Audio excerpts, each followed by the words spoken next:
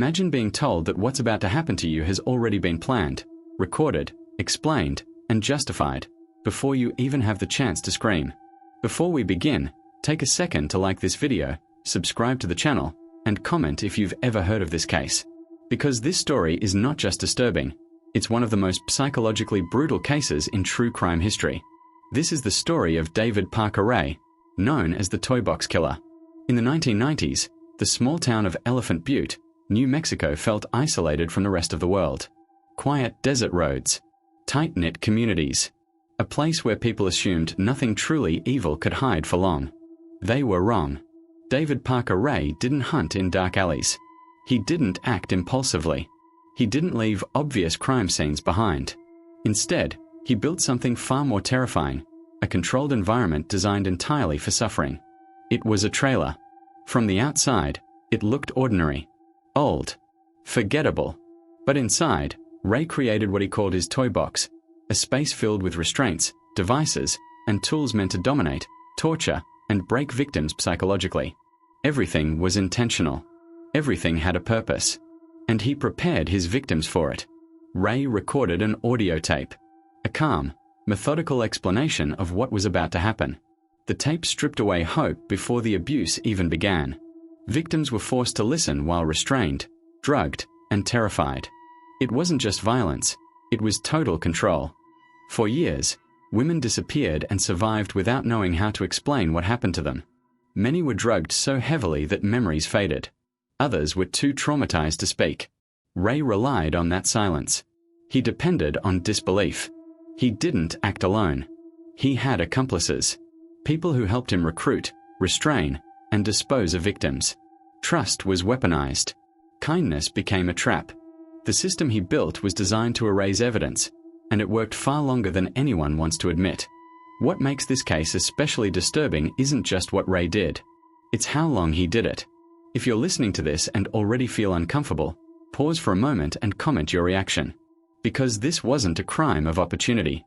It was a routine, a ritual, and a nightmare engineered to repeat. Most of his victims were never officially counted.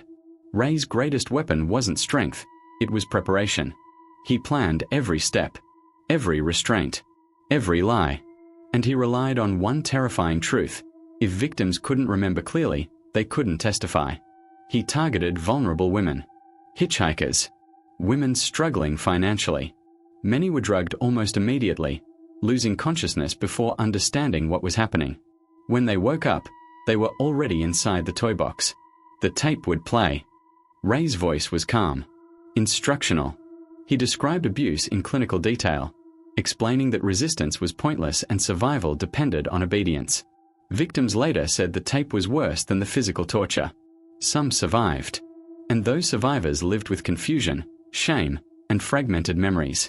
Many questioned their own reality. Some were dismissed when they tried to report what happened. Others stayed silent, believing no one would believe a story so horrific. Ray counted on that disbelief. For years, rumors circulated. Stories about a man in the desert. Whispers that sounded too extreme to be real. Law enforcement received tips but lacked evidence strong enough to act. Ray stayed free by keeping everything controlled, hidden, and compartmentalized. Then, in 1999, everything unraveled. A woman escaped. She ran for help injured, terrified, but alive. She told police about the trailer, the tape, the tools. For the first time, there was a living witness with enough clarity to point investigators in the right direction. Police searched Ray's property. Inside the trailer were restraints, surgical tools, recordings, and notes. Evidence of systematic torture. A place designed not for impulse, but repetition. David Parker Ray was arrested. As the investigation deepened, the scale of Ray's crimes became harder to comprehend. Evidence suggested decades of abuse. Audio recordings, journals, lists of fantasies.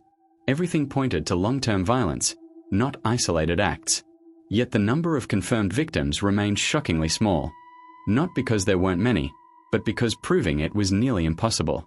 Most victims had been drugged so heavily that memories were erased or fragmented. Some remembered fear. Few could remember enough to testify. The very method Ray used to control them also protected him legally. Investigators believed there were many more victims. Some estimates suggested dozens. Others feared far more. But without bodies, witnesses, or evidence that could survive court scrutiny, those crimes remained uncharged. Ray showed no remorse. He spoke openly about his fantasies. He admitted to kidnapping and torture. He described suffering like a technical process. What he never clearly admitted to was murder. That uncertainty haunted the case. In 2001, Ray pleaded guilty to kidnapping and torture. He was sentenced to 224 years in prison. No parole. No release. But he died in 2002, less than a year later. The man who built the toy box never faced full reckoning. After Ray's death, investigators were left with fragments. Evidence without voices. Records without names. Suffering without closure.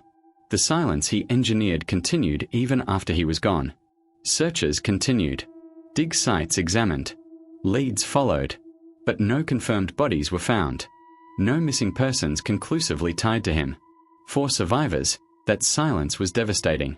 Some lived knowing they weren't alone, yet unable to prove how many others had been trapped. Healing was complicated by doubt and disbelief. The case exposed a painful reality. Some crimes are designed to erase themselves. Ray exploited trauma, disbelief, and systemic limits. And for years, it worked. The Toy Box Killer case forced changes in how psychological torture and trauma-based memory are understood. It pushed law enforcement toward believing survivors even when evidence is fragmented. The final chapter is defined by what was never recovered. No full list of victims. No final confession. No certainty. Remembering this case isn't about repeating horror. It's about recognizing survivors who were nearly erased. Because some crimes are designed to disappear, and only attention keeps them from succeeding.